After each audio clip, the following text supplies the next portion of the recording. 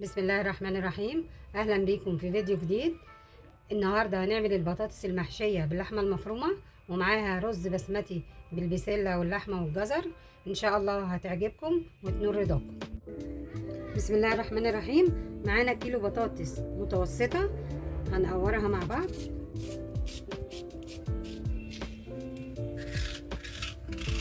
بمقوار البطاطس، لو ما عندكيش قوريه بمقوار البتنجان.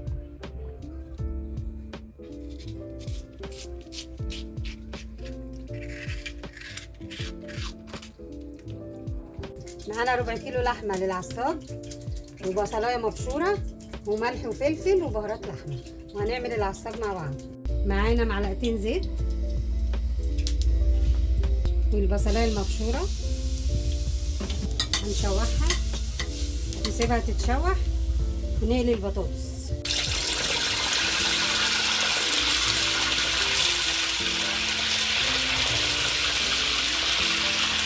البصله اتشوحت، هنحط الملح والفلفل والبهارات.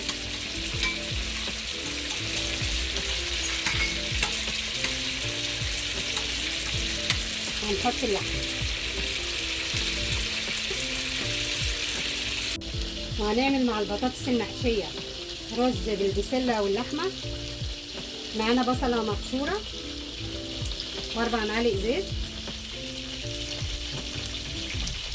هنشوحهم. هنعمل الصلصه اللي هنحطها على البطاطس. معانا كوبايه طماطم معصوره ومتصفيه، وهنحط عليها معلقه صلصه بيور. هنحط معلقه فلفل ومعلقه ملح، وهنحط قالب ماجي معاها ونحطها على النار. بعد ما البصله اتشوحت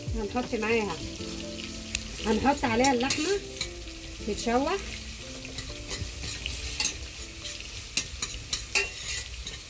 هنحط على اللحمه نص معلقه فلفل اسود، وهنضيف عليها بسله وجزر وفلفل احمر الوان، وهنشوحهم مع بعض.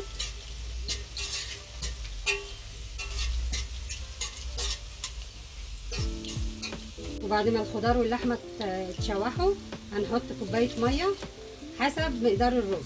بعد ما البطاطس اتحمرت هنشيلها من الزيت ونكمل الكميه كلها مع بعض.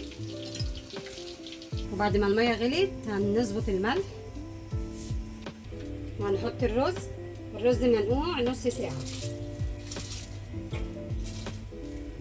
بعد ما حمرنا البطاطس هنحشيها بالعصاج اللي عملناه.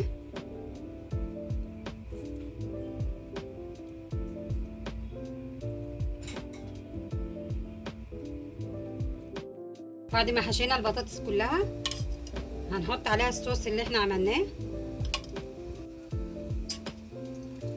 بعد ما غطيناها بالصوص هنحطها في الفرن تستوي. وادي الرز بعد ما خلص هو والبطاطس المحشيه. ان شاء الله هتعجبكم، وبالهنا والشفا.